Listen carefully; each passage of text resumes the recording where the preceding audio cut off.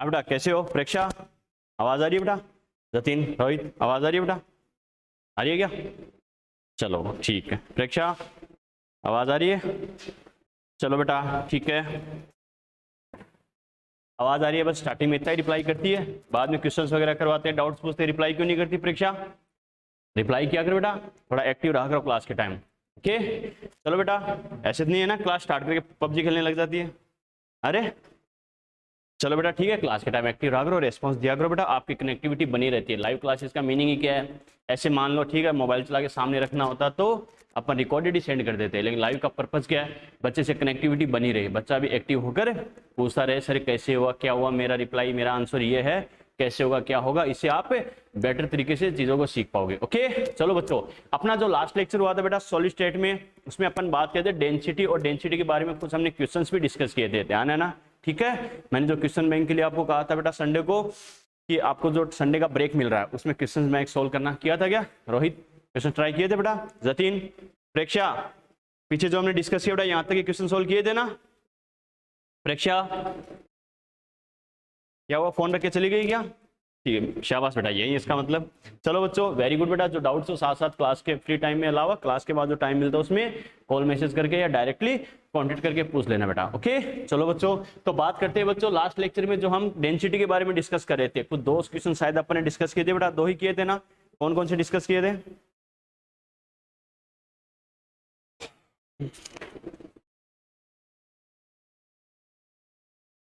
एक तो अपन ने बात की थी metal crystallise in BCC, density of which ये edge length of unit cell, ठीक है। एक अपने कहा था ये इक्वल टू ये, then crystal lattice equal to ये, ठीक है। चलो बेटा आगे बात स्टार्ट करते हैं। चलो नेक्स्ट क्वेश्चन लिखो बच्चों, लिखो नेक्स्ट क्वेश्चन लिखो।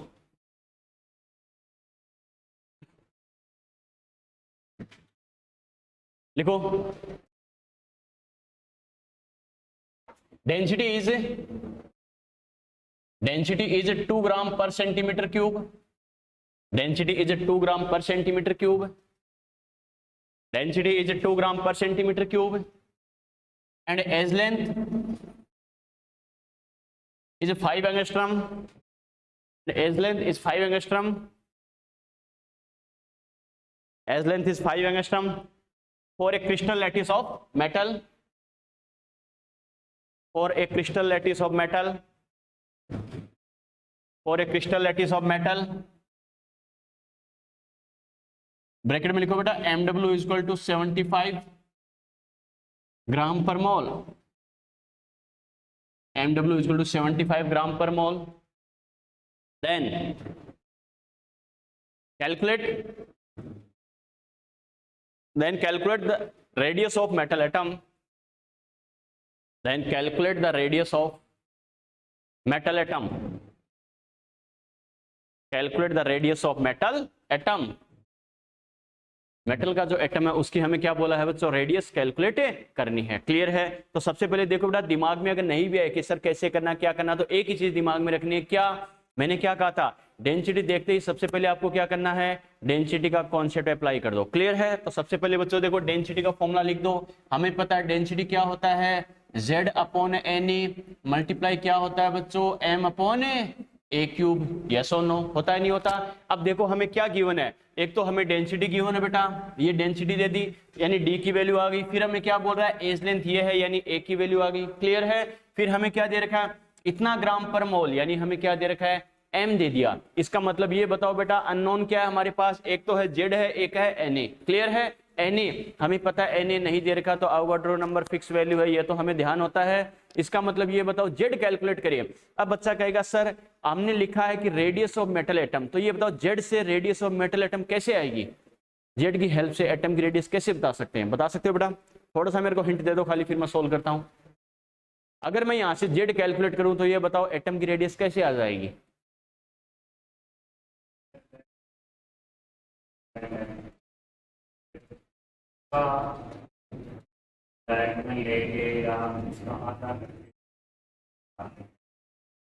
रोहित तुम क्या बता रही थी?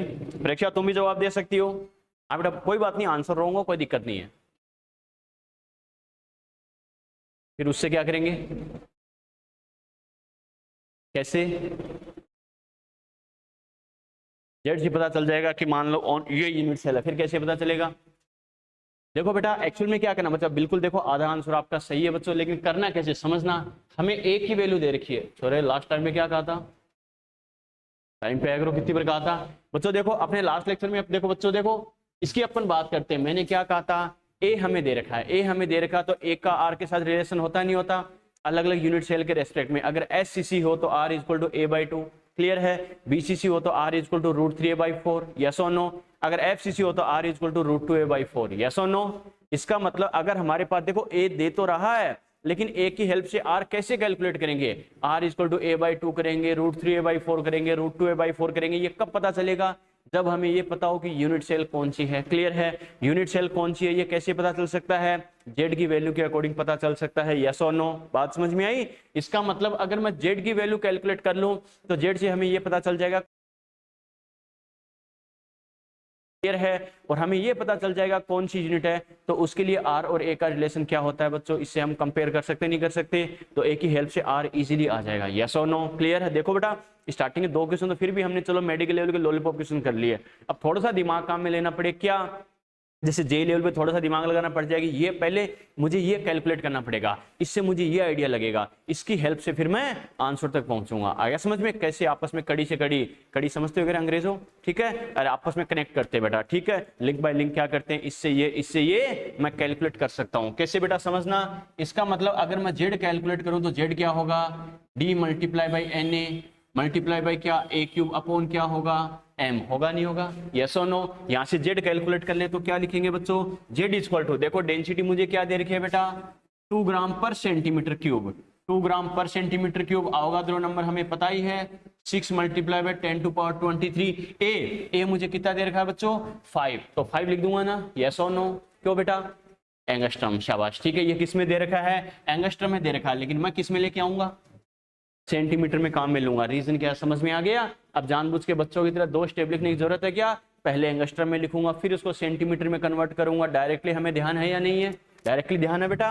तो क्या करेंगे, multiply by 10 to power -8 centimetre, और इसका मुझे क्या करना है, क्यूब करना है। क्लियर है बच्चों? ठीक है। अपोन में क्या करेंगे, एम, तो क्या लिखेंगे 75 ग्राम। ध्यान रखना बेटा, तीनों क्वेश्चंस में मैंने क्या किया, एम की अलग अलग यूनिट्स लिखी है। ओके, पहले क्वेश्चन में मैंने एम के लिए क्या लिखा था, ग्राम, यानी ग्राम पर क्या लिखा था बेटा, मैंने ये लिखा था ना ग्राम, ओनली ग्राम लिखा था। सेकंड में पीबी वाले में मैंने ओनली लिखा था 208, मैंने कुछ भी यूनिट नहीं लिखी थी, ओनली ग्राम है तो ग्राम है, कुछ भी नहीं दे रखा तो भी ग्राम है। क्लियर? ग्राम पर मोल, तो मोलर मास क्या होता है, 1 मोल के रेस्पेक्ट में ही होता है, तो आपको चेंज करने की जरूरत नहीं है, ग्राम पर मोल यानी यही वैल्यू यूज करनी है। आ गया समझ में?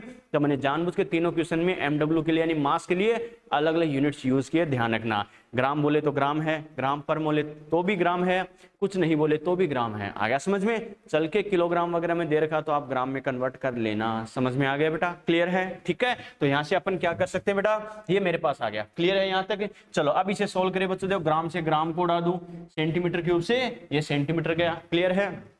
चलो बेटा देखो, इसे अगर सोल्व करें तो अपन क्या लिख सकते हैं, देखो 2 multiply by 6 multiply by 10 to power 23, 5 का क्यूब कितना हो गया 125, और मल्टीप्लाई बाई 10 टू पावर कितना हो गया -24, अपॉन में क्या हो गया 75। क्लियर है? अगर 5 से कैंसिल आउट करे बेटा तो ये कितना होगा, 5 टाइम डिवाइड होगा, ये कितना होगा 3 टाइम होगा। अरे कैसे होगा, समझ में आ रहा है ना? क्लियर है? ठीक है। इससे अगर 3 से करे बेटा तो ये कितना होगा, 2 टाइम डिवाइड होगा, नहीं होगा? होगा बच्चों। तो अपन क्या कर सकते हैं, देखो 2 मल्टीप्लाई बाई 2 कितना हो गया 4, 4 मल्टीप्लाई बाई 5 कितना हो गया 20। यस और no? 10 to power plus 23 minus 24 कितना हो गया 10 टू पावर -1। यस और नो? क्लियर है? तो यहाँ से z मेरे पास कितना आ गया, z इक्वल टू 2 आ गया। Z2 आ गया, मतलब किसके लिए आ गया बेटा, BCC। मुझे पता चल गया Z2 किसके लिए होता है, BCC के लिए होता है। क्लियर है? बस ये हमें पता चल गया, आगे तो सोल्व कर ही सकते हैं बेटा। क्या हमें पता है 4 BCC अपन क्या कहते हैं, R इक्वल टू कितना होता है √3a/4। यस और नो? अब वैल्यू पुट करके आंसर आ सकता नहीं आ सकता? आ सकता है बेटा। बस इनकी वैल्यू पुट कर दो तो R इक्वल टू क्या लिखेंगे 1 √3 कितना होता है 1.732। ए मुझे कितना दे रखा है बेटा 5 एंगस्ट्रम, और अपॉन में 4। क्लियर है बच्चों? देखो इसे अगर सोल्व करें, इधर ध्यान दो, अगर 1.6 होता तो कितना आता अरे 0.4 आता नहीं आता? आता 1.6 से थोड़ा ज्यादा यानी 0.41 मान सकता हूं मैं। यस और नो? क्लियर है? ठीक है, अगर 0.4 को 5 से करता तो हमें पता 2 आता। आता नहीं आता? लेकिन उससे थोड़ा ज्यादा है, मतलब 2 पॉइंट समथिंग। समझ में आ रहा है? क्लियर है? तो आर कितना होगा? आर ऑलमोस्ट मैं मान रहा हूँ 2.1 है एंगस्ट्रॉम। समझ में आ गया? क्लियर है? कोई डाउट? कोई डाउट? नोट करो बेटा।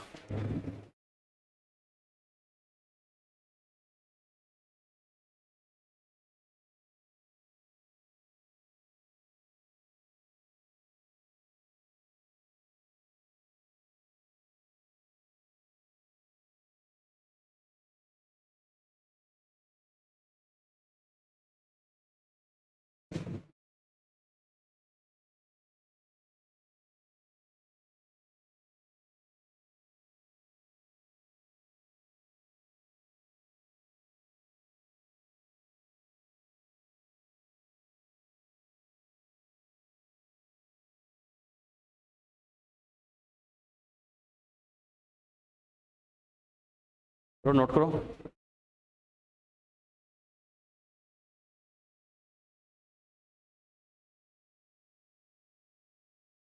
क्वेश्चन बैंक दिया था, सोल्व किया था क्या गौरव? सोल्व किया था क्या? क्यों?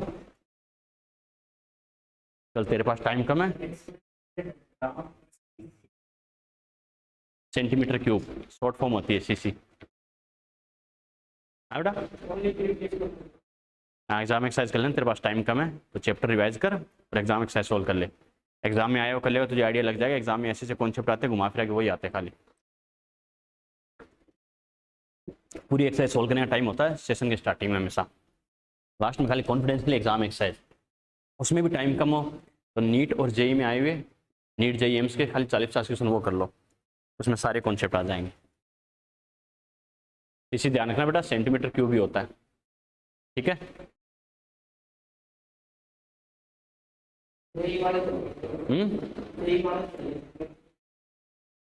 कर लेना जो जो है।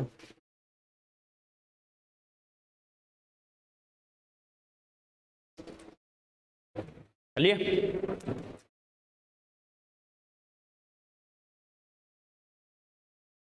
रोहित बुझान दे। चलो बेटा नेक्स्ट क्वेश्चन लिखो।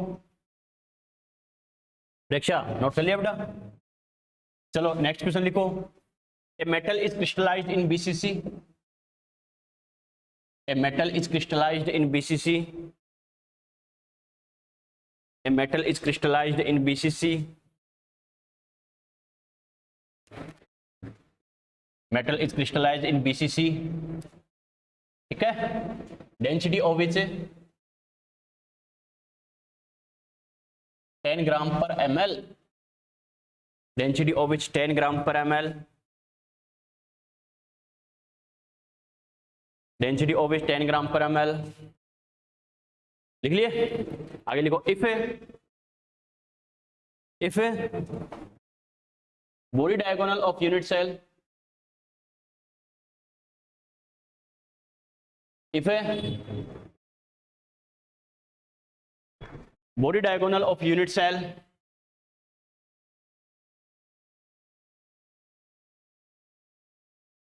is 173 picometer। बोर्ड पे लिखा, डाटा कंफर्म कर लेना बेटा। If a body diagonal of unit cell is 173 picometer, if a body diagonal of unit cell is 173 picometer, then question दोबारा बोल रहा हूं प्रेक्षा, सुन लेना बेटा। A metal is crystallised in BCC, density of which 10 gram per ml। Clear है? ठीक है। If a body diagonal of unit cell is 173 picometre, then calculate the mass of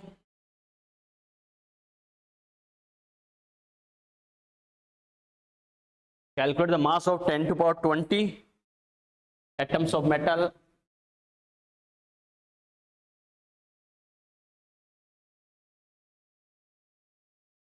calculate the mass of 10 to power 20 atoms of metal।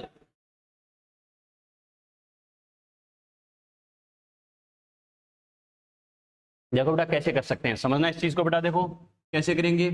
सबसे पहले जैसे बोला step by step करते जाओ। मैंने क्या कहा था, डेंसिटी देखते ही हमें क्या करना है, डेंसिटी का कॉन्सेप्ट अप्लाई करना है। यस और नो करना है बेटा। तो डेंसिटी का कॉन्सेप्ट अप्लाई करेंगे। सबसे पहले डेंसिटी का कॉन्सेप्ट लिख दो, हमें पता है z अपॉन Na मल्टीप्लाई क्या करेंगे m अपॉन में क्या करेंगे a क्यूब। यस और नो, हमें क्या बोला है, मास ही तो पूछा है। मास अगर पूछा है तो m, अगर m को एक साइड लेके आ जाए तो क्या लिखेंगे, d multiply by Na multiply by a cube upon में क्या लिखेंगे z। यस और नो। अब हमें कौन कौन सी वैल्यूज हमें ध्यान है बच्चों, देखो ये देखना है हमें कैसे करेंगे। देखो डेंसिटी गिवन है या नहीं है, डेंसिटी गिवन है बच्चों। देखो डेंसिटी क्या दे रखी है, ग्राम पर ml। ये बताओ डेंसिटी अगर मुझे दे रखी है, देखो 10 ग्राम पर ml है, तो ये बताओ इसे मैं क्या लिख सकता हूँ बेटा, 10 ग्राम पर सेंटीमीटर क्यूब लिख सकते हैं या नहीं लिख सकते? यस और नो। मैंने क्या कहा था, 1 ml इक्वल टू क्या होता है, 1 सेंटीमीटर क्यूब। यस और नो, अरे ध्यान है ना, 1 ml क्या होता है बेटा, 1 सेंटीमीटर क्यूब, ये ध्यान रखना। तो 10 ग्राम पर ml यानी 10 ग्राम पर सेंटीमीटर क्यूब, क्योंकि हमें पता है एज लेंथ क्या होती है, इसी से तो डिसाइड होगी। और एज लेंथ को कभी ml में लेंगे क्या, नहीं, वो सेंटीमीटर में होती है। आ गया समझ में, क्लियर है? चलो बेटा देखो, और हमें क्या दे रखी है, ये बताओ, ये जो मुझे दे रखा है 173 पिकोमीटर, इसको भी मैं सेंटीमीटर में लेके आऊंगा, एज लेंथ आ जाएगी ना? यस और नो? क्यों बेटा? बॉडी डायगोनल है बेटा, शाबाश। यानी किसकी वैल्यू है ये, बॉडी डायगोनल √3 है, √3 है, यानी इनडायरेक्टली क्या है, √3 की वैल्यू है ये। आ गया समझ में? इसका मतलब क्या लिखेंगे बच्चों, √3 है, √3 कितना दे रखा है, 173 पिकोमीटर। यस और नो, क्लियर है? इसका मतलब A इक्वल टू क्या हो जाएगा बेटा, 173 मल्टीप्लाई बाय पिकोमीटर को सेंटीमीटर में करेंगे तो 10 टू पावर -10 आएगा या नहीं आएगा? यस और नो? क्योंकि हमें पता है 1 picometre equal to 10 to power -12 metre, और सेंटीमीटर में करेंगे तो 100 से मल्टीप्लाई कर देंगे तो मल्टीप्लाई बाई क्या हो जाएगा, 10 टू पावर -10 सेंटीमीटर। क्लियर है बच्चों? ठीक है, अपॉन में √3। क्लियर है यहाँ तक? चलो बेटा इसकी वैल्यू पुट करें। बेटा एक बात बताओ, इसको देखो, अरे 173 को 1.73 बना दूं मैं, तो ये बताओ 10 टू पावर -8 होगा या नहीं होगा? यस और नो? कैसे बेटा? देखो 173 को 1.73 बना रहा हूं, इसकी वैल्यू को इंक्रीज किया है या मैंने डिक्रीज किया है? डिक्रीज किया। सीधी सी बात है, 173 के कंपैरिजन में 1.73 कम है या नहीं है? कितने टाइम डिक्रीज किया? 2 टाइम डिक्रीज किया। अरे 100 से डिवाइड किया बेटा, इसको 2 टाइम डिक्रीज किया तो इसको 2 टाइम इंक्रीज कर दो। सीधी सी बात है, वो LKG UKG में करते हैं बेटा, इसको 100 से डिवाइड किया तो इसको 100 से मल्टीप्लाई कर दो। 100 से मल्टीप्लाई करेंगे तो 10 टू पावर -10 मल्टीप्लाई बाय 100 यानी -8। यस और नो? क्लियर है बेटा? बात समझ में आ रही है? ठीक है बेटा, अपॉन में क्या करेंगे, इसको 1.732, ये ऐसा कैसा ही है, और ये सेंटीमीटर है, इससे इसको उड़ा दे तो A इक्वल टू कितना आ जाएगा बेटा, 10 टू पावर -8 सेंटीमीटर। ये इनडायरेक्टली मेरे पास क्या आ गया, A की वैल्यू आ गई। आ गया समझ में? एक एक चीज का हमेशा ध्यान रखना। मैं इसलिए कहता हूं, जो बच्चा रटाफिकेशन से ओनली फॉर्मूला रटता है उसका आंसर हमेशा रॉन्ग ही आएगा। वो सोचता है मेरे सारे सही है, लेकिन एक्चुअल में दिक्कत क्या होती है, क्वेश्चन को अच्छे समझना, क्या दे रखा है मुझे, क्या चाहिए। क्लियर है बेटा? ठीक है, तो यहां से मैं क्या कर सकता हूं, देखो बच्चों, अब क्या करूंगा, m कैलकुलेट करूंगा। m कैलकुलेट करूं, वैल्यू पुट करते जाओ। डेंसिटी मेरे पास कितनी है, 10 ग्राम पर सेंटीमीटर क्यूब। ये मेरे पास किसकी वैल्यू हो गई, डेंसिटी की हो गई बेटा। Na क्या करूंगा, 6 multiply by 10 to power 23। Yes और नो? यस और नो? यस और नो? यस और नो? यस और नो? क्यों क्यों क्यों? अरे वैसे नहीं बोल रहे हैं, मास्क से नहीं बोला जा रहा मास्क से नहीं बोला जा रहा है, ये बोल नहीं रहे। हाँ, अरे चल के हमें कितना देर का, मैंने क्या कहा था बेटा, गिवन नंबर ऑफ एटम्स और अवोगाद्रो नंबर की जरूरत है क्या? नहीं बेटा, आप 2 बार कैलकुलेशन करोगे, Na एटम्स के लिए इतना होगा तो U की 10 टू पावर 20 एटम्स के लिए इतना होगा। कोई टाइम पास की जरूरत नहीं है, डायरेक्टली कर लेना। समझ में आ गया? क्लियर है बेटा? तो क्या करेंगे, Na की जगह कितना, 10 टू पावर 23। क्लियर है? ठीक है, और A कितना है मेरे पास, 10 to power -8 centimetre cube. Clear है बच्चों? अपॉन में क्या बच गया, Z। बीसीसी बोला तो Z बता रहा, कितना हो गया, अरे 2 हो गया। क्लियर है? चलो इससे अगर करें बेटा तो ये कितना हो गया, 5 टाइम सेंटीमीटर क्यूब से ये सेंटीमीटर कैंसिल आउट होगा, नहीं होगा? हो गया बच्चों? तो देखो क्या बच गया, 5 है, मल्टीप्लाई क्या करेंगे, 10 टू पावर 23, और -8 का क्यूब कितना हो गया, -24, और ये ग्राम बच गया। मास मेरे पास ग्राम में आ जाएगा, देख सकते हो बच्चों आप। क्लियर है? इसका मतलब कितना आ जाएगा, 5 मल्टीप्लाई बाय 10 टू पावर कितना, -1 है, ग्राम। यस और नो, और यही तो आ रहा है ना, क्लियर है बेटा। तो क्या लिखेंगे, m इक्वल टू कितना बच गया, 0.5 ग्राम। क्लियर है बच्चों, यहां तक कोई दिक्कत, यस और नो? नोट करो फटाफट, छाप दो।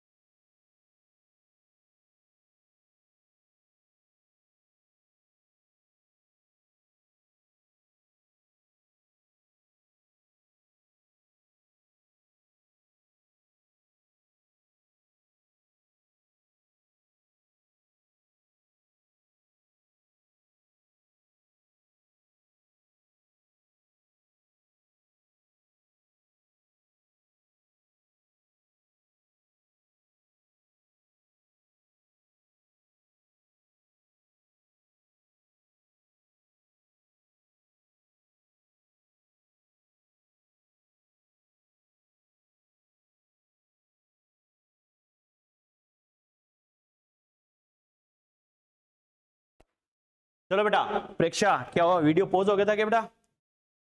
चलो बेटा दोबारा एक्सप्लेन कर देता हूं, समझना इस चीज को बच्चों। देखो दोबारा समझना अच्छे से। सबसे पहले मैंने क्या बोला, देखो डेंसिटी, सबसे पहले डेंसिटी नाम देखते हैं, सबसे पहले डेंसिटी का कॉन्सेप्ट लगा दो बेटा। क्लियर है, ये डेंसिटी का कॉन्सेप्ट लगा दिया। अब हमें क्या दे रखा, मास पूछा है, तो क्या किया, एम को एक तरफ लेके आ गए, बाकी सभी को दूसरी साइड लेके आ गए। अब तो आवाज और वीडियो सही आ रहा है ना प्रेक्षा, सही आ रहा है बेटा?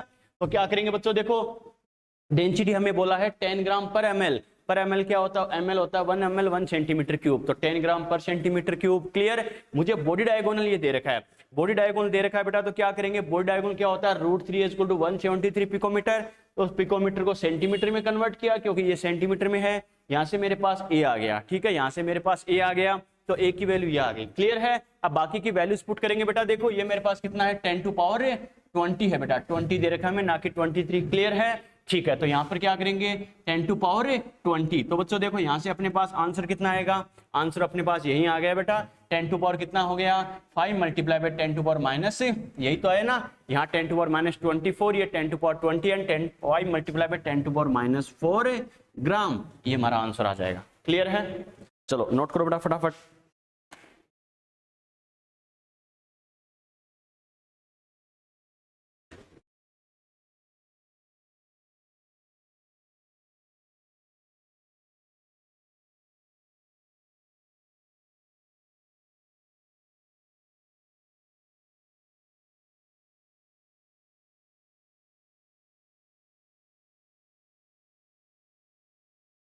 चलिए चलो प्रेक्षा, बात समझ में आई बेटा, बात समझ में आई क्या? चलो एक लास्ट क्वेश्चन और देखते हैं बेटा, डेंसिटी के कॉन्सेप्ट पे। ये जो क्वेश्चन है बेटा, जेई और नीट दोनों में आया है, जेई 2014 एंड नीट 2019, दोनों में पूछा हुआ क्वेश्चन है। लिखो बेटा, a metal is crystallised in FCC, A metal is crystallised in FCC, A metal is crystallised in FCC,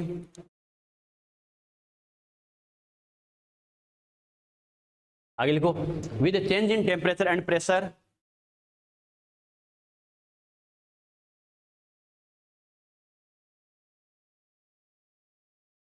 with a change in temperature and pressure, with a change in temperature and pressure, crystal lattice, with a change in temperature and pressure, crystal lattice is changed from, crystal lattice is changed from,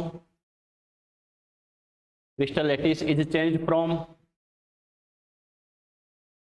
FCC to BCC, FCC to BCC, FCC to BCC, ठीक है। Then calculate. आज solid के जितने भी lecture हुए हैं बेटा आज तक, शाम को सभी वीडियो के लिंक सेंड कर दूंगा, ठीक है। तो जिस भी लेक्चर में आपके जहां भी डाउट्स आए, किस कॉपी में जो भी चीज आप देख रहे हो सर ने ये कैसे बताया था, वीडियो में सारी चीज अवेलेबल होगी बेटा, ठीक है। कौन सा क्वेश्चन कैसे करवाया था, हर चीज एक्सप्लेन मिलेगी। सभी वीडियो के लिंक शाम तक सेंड कर दूंगा। Okay, calculate the ratio of density for both structures, then calculate the ratio of density for both structures, then calculate the ratio of density for both structures, ratio of density for both structures, दोनों structures के लिए क्या करना बेटा, आपको density का ratio देखना है। क्लियर है बच्चों, सबसे पहले क्या करना है, इधर ध्यान दो बेटा, बहुत ही शानदार क्वेश्चन है बेटा। देखो कैसे करना है, क्या करना, बच्चा नॉर्मली गलती कर ही जाता है। तो सबसे पहले देखो बेटा, करना कैसे आपको अच्छे समझते जाना। सबसे पहले डेंसिटी बोलते ही, मैंने क्या कहा, डेंसिटी बोलते ही सबसे पहले डेंसिटी का कॉन्सेप्ट दिमाग में आना चाहिए। Z upon N A multiply क्या करते हैं, एम अपॉन क्या करते हैं, ए क्यूब। क्लियर है, ठीक है। तो मुझे क्या बोला बच्चों, देखो सबसे पहले क्वेश्चन की लैंग्वेज समझो कि कोई मेटल है, पहले वो क्या थी, एफसीसी की स्ट्रक्चर में थी। क्लियर है, ठीक है। जब टेम्परेचर प्रेशर में चेंज होगा तो हमें पता है बेटा कोऑर्डिनेशन नंबर वगैरह चेंज होता नहीं होता। मैंने क्या कहा था, टेम्परेचर प्रेशर में चेंज होने से कोऑर्डिनेशन नंबर में चेंजेस होता है, यस और नो। कोऑर्डिनेशन नंबर में चेंज होता है, और कोऑर्डिनेशन नंबर में चेंज होगा तो क्रिस्टल स्ट्रक्चर चेंज होती ही नहीं होती, होती है बेटा। तो क्या होगा, यानी एफसीसी वो बीसीसी में कन्वर्ट हो जाता है। क्लियर है, तो ये बोला है दोनों स्ट्रक्चर की डेंसिटी का रेशियो क्या होगा। क्लियर है, चलो बेटा, तो सबसे पहले डेंसिटी नाम आती है, जैसे हमने कहा था डेंसिटी का कॉन्सेप्ट अप्लाई कर दो। क्लियर है यहाँ तक, ठीक है। अब देखो बेटा क्या क्या करेंगे, इसमें जो चीजें सेम होगी, ये बताओ रेशियो में जो चीजें सेम होती है उनका कोई रोल होता है क्या, नहीं। जैसे आपसे बोला जाए x अपॉन वाई, यानी x रेशियो y है तो क्या होगा, x को भी 10 से y को भी 10 से मल्टीप्लाई करे, कोई फर्क पड़ेगा क्या, अरे 10 से वापस 10 कैंसिल आउट होकर x अपॉन y बचेगा, नहीं बचेगा।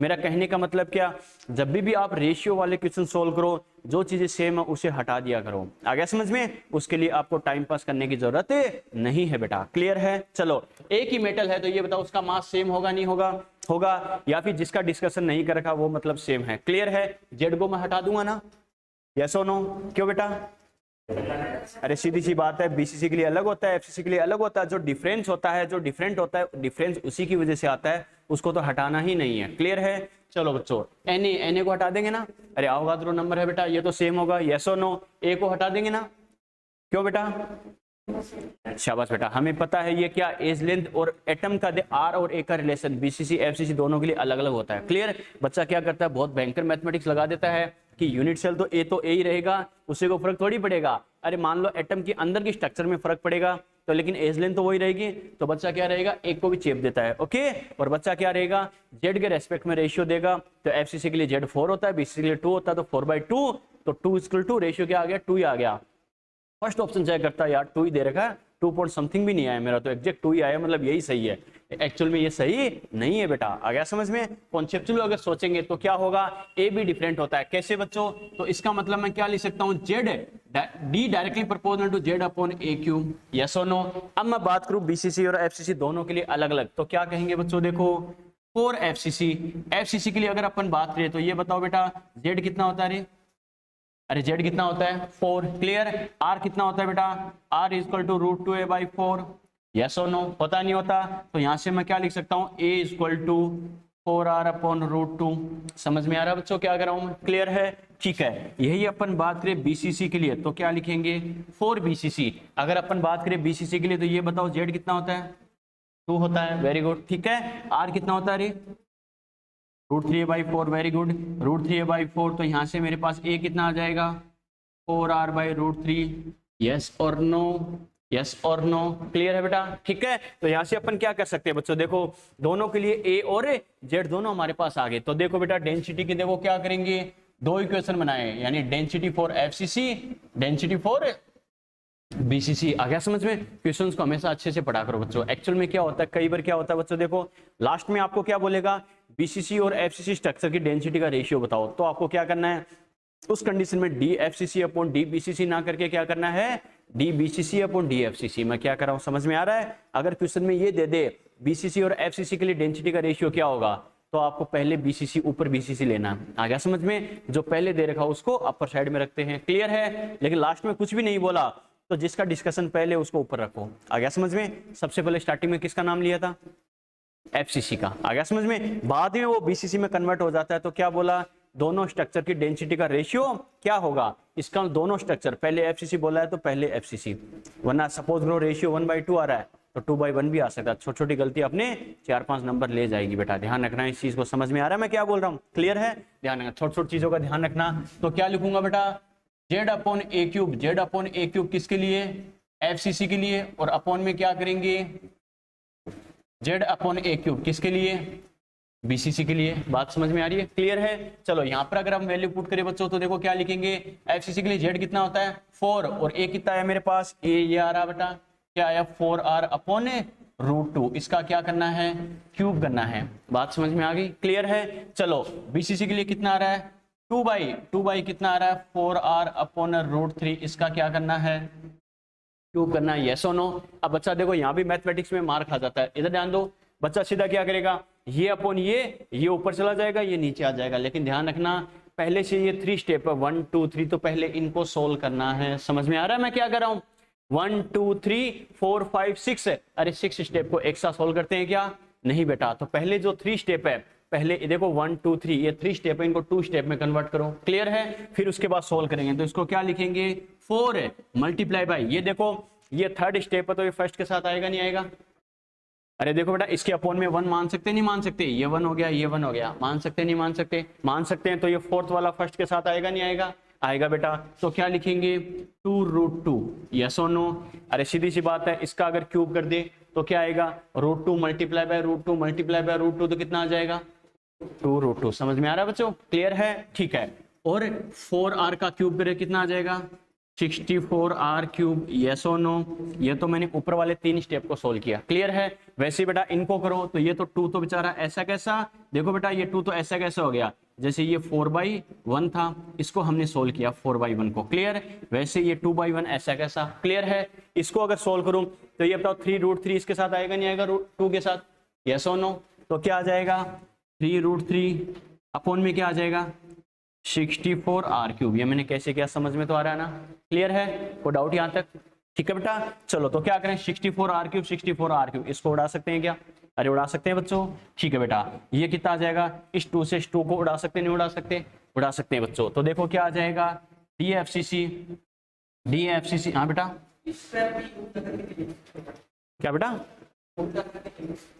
लिख सकते हैं, बात तो वही है ना। तो ये सेकंड के साथ आ जाएगा, बात तो इसको फिर से उल्टा कर सकते हैं, कोई दिक्कत नहीं बेटा, बात वही आएगी, क्लियर है। तो मेरे पास क्या आ गया 4√2 और अपॉन में क्या आ गया 3√3, समझ में आ गया यहाँ तक, ठीक है। और बच्चों ध्यान रखना, खासकर जो नीट 2019 में ऑप्शन दे रखा था वो यही ऑप्शन दे रखा था, आ गया समझ में। इसीलिए मैं कहता हूं बच्चों हमेशा ऑप्शन देख के क्वेश्चन को सोल्व करो, क्लियर। ऑप्शन देख के क्वेश्चन को सोल्व करने का पर्पज ये है, इसको आगे सोल्व करने में अगर आपने मान लो आधा घंटा लगा दिया, बाद में पता चला ये क्या हो गया, ये तो यही दे रखा, जिंदगी खराब हो गई मेरी, तो पेपर खराब हो गया, टाइम खराब हो गया। लेकिन ऑप्शन चेक कर लोगे आपको आइडिया लग जाएगा कि मुझे कहां तक सोल्व करना है, क्लियर है। ऑप्शन पूरा सोल्व कर रखा तो पूरा सोल्व कर लो, वो भी क्या याद रखेगा। चलो बेटा तो 4 मल्टीप्लाई बाई √2 कितना होता है 1.414, और √3 कितना होता है 1.732, ठीक है। ऑलमोस्ट अगर करें देखो बेटा 1.4 है, 1.4 को अगर 4 से करें कितना आता है 5.6 आता नहीं आता, अरे 5.6 आ गया, इसका मतलब ऑलमोस्ट 5.6 है।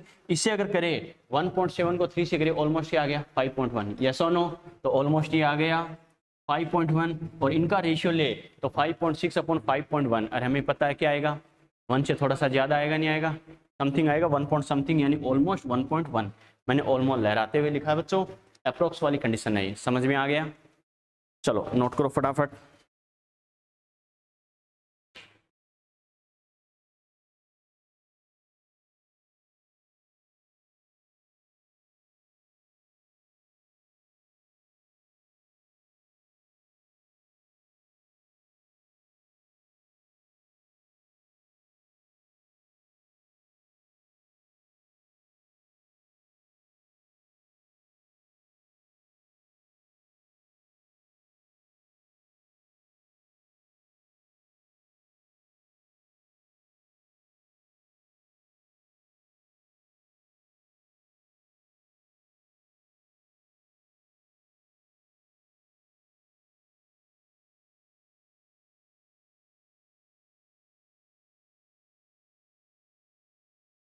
रक्षा बात समझ में आ रही है बेटा।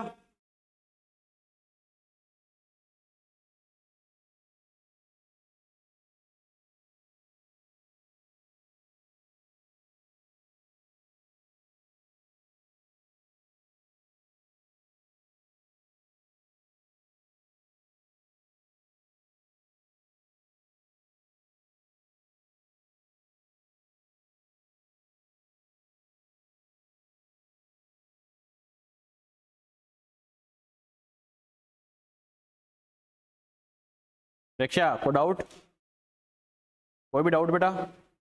ठीक है,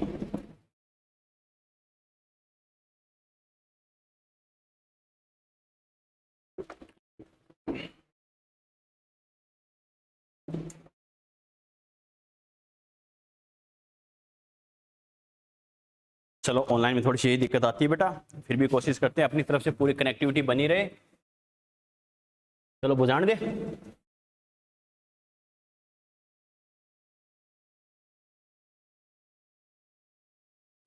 चलिए चलो बेटा, तो ये अपने बात की डेंसिटी पे घुमा फिरा के कौन कौन से कॉन्सेप्ट हमें पूछ सकता है बेटा। देखो हर क्वेश्चन मैंने अलग कॉन्सेप्ट पे लिखाया है, एक ही फॉर्मूले बेटा वही बात है, जेड इतना है, डी इतना है, ये इतना, ये इतना, एम क्या होगा, फिर दूसरे में डाटा 10 की जगह 20 दे दिया, फिर से पूछा एम क्या होगा, फिर से आपको डाटा चेंज करके वही चीज पूछी है। लेकिन अपने ऐसा करने के बजाय अपने जो क्वेश्चन किए सारे क्वेश्चन अलग अलग कॉन्सेप्ट पे किए हैं, ये ध्यान रखना। क्लियर? किसमें हमें ए पूछे, किसमें एम पूछे, किसमें डेंसिटी पूछे, किसमें क्या पूछे, किसमें एटम की रेडियस पूछ ले, किसमें डेंसिटी का रेशियो पूछ ले, घुमा फिरा के हर चीज मैंने अलग अलग टाइप से पूछी है, कैसे कैसे पूछ सकता है, ध्यान रखना थोड़ा सा। क्लियर है? बस ये ध्यान रखना डेंसिटी की जो कैलकुलेशन होगी वो बेटा अप्रॉक्स में होगी, ये ध्यान रखना, एग्जैक्ट में आपको ऑप्शन चूज नहीं करना पड़ेगा। क्लियर है? तो आपको अपनी चाणक्य नीति से कर लेना है। क्लियर है? नियरेस्ट वैल्यू बना के इजी वे में सोल्व कर लेना। क्लियर? और इसमें सिली मिस्टेक करवाने के लिए जो 2-3 जगह चांसेस होंगे बेटा वो भी मैंने आपको बता दिया, ध्यान है ना। क्लियर है? एम और ए की यूनिट का खासकर आपको ध्यान रखना है किस टर्म में लेना है, वरना एंगस्ट्रम, पिकोमीटर, नैनोमीटर, किलोग्राम, ग्राम सीधी वैल्यूज पुट करोगे तो रटाफिकेशन से आंसर रॉन्ग ही आएगा। क्लियर है? फॉर्मूला याद होना चाहिए, लेकिन कौन सी वैल्यू कब यूज करनी है, किस टर्म में मुझे यूज करनी है, ये भी बच्चे को आइडिया होना चाहिए। क्लियर है बेटा यहाँ तक? ठीक है, चलो अब याद रखना अपने क्वेश्चन बैंक में डेंसिटी पे जो जो क्वेश्चंस दे रखे हैं सारे सोल्व कर लेना। डेंसिटी का कोई भी क्वेश्चन मिले डेंसिटी तक कंप्लीट कर लेना। क्लियर है बच्चों? चलो आगे बढ़ते हैं जिंदगी में। हेडिंग लिखो बेटा, packing in solids, packing in solids, packing in solid. Solid में पैकिंग के बारे में अगर बात करें तो कैसे करना है, पैकिंग इन सॉलिड्स।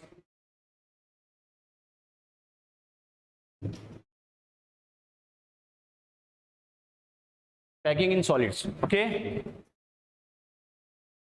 देखो बच्चों कैसे करना है, क्या करना है। पैकिंग इन सॉलिड्स का मतलब क्या है बच्चों? देखो एक्चुअल में क्या होता है, जैसे सॉलिड के अंदर क्या होता है, एटम की जो पैकिंग होती है, कोई भी सॉलिड स्ट्रक्चर है उसके अंदर एटम किस टाइप से अरेंज्ड है बेटा, इसे बोलते हैं पैकिंग इन सॉलिड। यानी पैकिंग का मतलब ही क्या होता है, उसके अंदर सामान डाल देना, जो भी है बेटा, चाहे बैग हो चाहे कुछ भी हो। वैसे ही सॉलिड में पैकिंग का मतलब क्या है, सॉलिड के अंदर जो इसके कॉन्स्टिट्यूट पार्टिकल्स है बेटा वो कैसे अरेंज है, ठीक है, वो से बोलेंगे पैकिंग इन सॉलिड। क्लियर है? अब बच्चों पैकिंग इन सॉलिड क्या होता है, मेनली 3 टाइप की होती है बेटा। एक तो क्या 1D, एक होती है 2D, एक होती है 3D। क्लियर है? ठीक है, इजी वे में समझो बच्चों कैसे।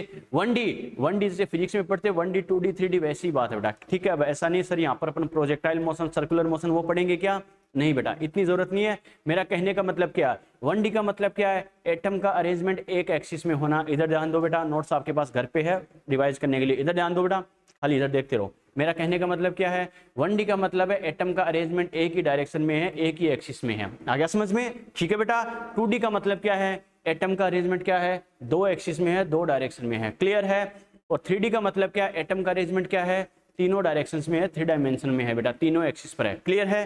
कैसे, एक इजी एग्जांपल समझना। फॉर एग्जांपल जैसे मान लो क्या है, ये मेरी फिंगर की बात करो, फिंगर के जो पार्ट है बेटा अपन क्या बोलते हैं, इसे मेटाकार्पल्स बोलते हैं, फेलेंजेस बोलते हैं बेटा इन फिंगर्स वाले पार्ट को। ये होता है मेटाकार्पल्स, तो ये फेलेंजेस है बेटा। ठीक है, अपन फेलेंजेस की बात करें तो हर फेलेंजेस को मैं क्या बोलता हूँ बेटा, जैसे एक एटम मान के कंसिडर करें। क्लियर है? जैसे मान लो ये 3 पोर है मेरी फिंगर के 1 2 3, इसको मैं एटम बोल रहा हूँ, सपोज करो बेटा। ठीक है, तो मान लो ये तीनों एटम क्या एक दूसरे से टच होके एक लाइन में अरेंज है। इधर ध्यान दो, एक दूसरे के टच में क्या एक लाइन में अरेंज है, इसको मैं क्या बोल सकता हूं, 1D, मेरी एक फिंगर को। आ गया समझ में? क्लियर है? अब मैंने 2 फिंगर यूज किए बेटा, ये क्या है, ये कैसी कंडीशन है, 2D है या नहीं है। क्लियर? तीनों फिंगर यूज की बेटा, ये क्या है, 3D है। मेरा कहने का मतलब क्या समझ में आ गया? 1D में अरेंजमेंट क्या होगा, एक ही एक्सिस के अकॉर्डिंग होगा, चाहे आप ए बोलो, चाहे बी बोलो, चाहे सी बोलो, जैसे XYZ अपन बोलते हैं। क्लियर है? एक एक्सिस के अकॉर्डिंग एटम का अरेंजमेंट है तो वो क्या हो गया, 1D। क्लियर है बेटा? अगर 2 एक्सिस के अकॉर्डिंग है तो क्या हो गया, 2D। तीनों एक्सिस के अकॉर्डिंग है तो क्या हो गया, 3D हो गया। समझ में आ गया? क्लियर है? फॉर एग्जाम्पल समझने के लिए सबसे बेस्ट एग्जाम्पल, जैसे मार्कर की बात करें बेटा, इस मार्कर के रेस्पेक्ट में अपन बोले तो क्या होगा, इसकी जो हाइट और विड्थ है वो इसके लेंथ के कंपैरिजन में कम है, बहुत कम है या नहीं है। इसका मतलब हम आपसे बोले अगर पूछे तो आप क्या कहोगे, सर ये 1D में है, यस और नो, क्योंकि इसकी जो लेंथ है वो इसकी विड्थ और हाइट के कंपैरिजन में बहुत ज्यादा है। तो जो बहुत ज्यादा है, डिफरेंस बहुत ज्यादा होता है, तो ज्यादा वाला डोमिनेट करता नहीं करता।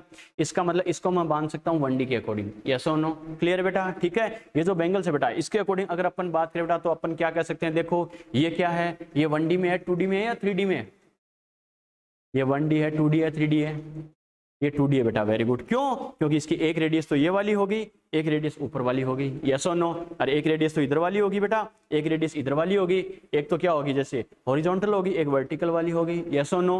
लेकिन आगे पीछे वाली इसकी रेडियस नेग्लिजिबल है या नहीं है बेटा, वो तो नेग्लिजिबल है। तो इसकी दो ही रेडियस है यानी दो एक्सिस है, तो ये क्या है, 2D है, क्लियर है। अगर अपन को स्फीयर ले बेटा, कोई स्फीयर ले, गोला समझते हो ना रे, ठीक है, अरे गोला अंग्रेजों समझते हो ना, कोई स्फीयर ले, स्फीयर ये बताओ, स्फीयर कोई है बेटा, सॉलिड स्फीयर है, तो ये बताओ उसकी जो एक्सिस्टेंस होती है कौन सी एक्सिस में होती है, 1D में होती है, 2D में होती है, 3D में होती है, अरे 3D में होती है बेटा, ठीक है। कैसे इजी में मान सकते हो, जैसे स्फीयर होगा उसकी इस साइड में भी रेडियस होगी, रेडियस है, डायमीटर होगा नहीं होगा, एक एक्सिस ये होगी, आगे पीछे भी होगा नहीं होगा, ये क्या होगी 2D दूसरी एक्सिस होगी, और ऊपर नीचे भी उसकी ये बताओ डायमीटर होता नहीं होता, होता है बेटा, वो क्या हो गया 3D हो गया। तो मेरा कहने का मतलब क्या समझ में आ गया बेटा, आप कैसे भी समझ सकते हो, वही बात है, हेडिंग देख के पहले उसका मीनिंग समझ लो, इजी हो जाएगा कि हमें क्या पढ़ना है, कैसे करना है, क्लियर है। तो एटम के अरेंजमेंट अपन क्या करेंगे बेटा, 3 डायरेक्शंस में पढ़ेंगे, 1D के अकॉर्डिंग, 2D के अकॉर्डिंग और 3D के अकॉर्डिंग, तीनों का मीनिंग क्या है समझ में आ गया, क्लियर है बेटा, ठीक है। अब एग्जाम के पॉइंट ऑफ व्यू से अपन बात करें तो बच्चों अपने लिए इंपॉर्टेंट होता है क्या,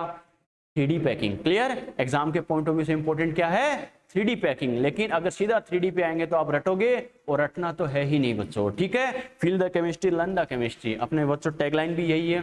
मैंने क्या कहा, इधर ध्यान दो बच्चों, इधर तो अपन ने क्या कहा, 1D के अकॉर्डिंग क्या होगा, पहले 1D समझेंगे, 1D के अकॉर्डिंग 2D का फॉर्मेशन करेंगे, और 2D से क्या होगा 3D का फॉर्मेशन होगा, ओके। तो सीक्वेंस से पढ़ेंगे तो ज्यादा बेटर समझ में आएगा, रटना नहीं पड़ेगा। बच्चा कहेगा सर 1D से 2D, 2D से 3D कैसे, तो एक सिंपल सा एग्जांपल देखो बेटा, जैसे अभी मैंने समझने के लिए आपको बताया, मैंने एक फिंगर को बोला है 1D, अच्छे समझना, मेरी एक फिंगर क्या है 1D है, क्लियर, ठीक है। अब क्या कहेंगे, कई सारी फिंगर्स को एक साथ अरेंज कर दूं तो ये बताओ ये 1D है या 2D है, ये 2D होगी बेटा। कई सारी फिंगर को एक साथ अरेंज कर दिया, कितनी एक्सिस पे, बस ये देख लो बेटा, कैसे बेटा, अगर ओनली एक फिंगर थी तो क्या होगा, ओनली एक ही एक्सिस है, बाकी की आगे पीछे ऊपर नीचे वाली एक्सिस लेंथ के कंपैरिजन में नेग्लिजिबल है या नहीं है बेटा, ठीक है। तो ये तो क्या होगी 1D में, क्लियर।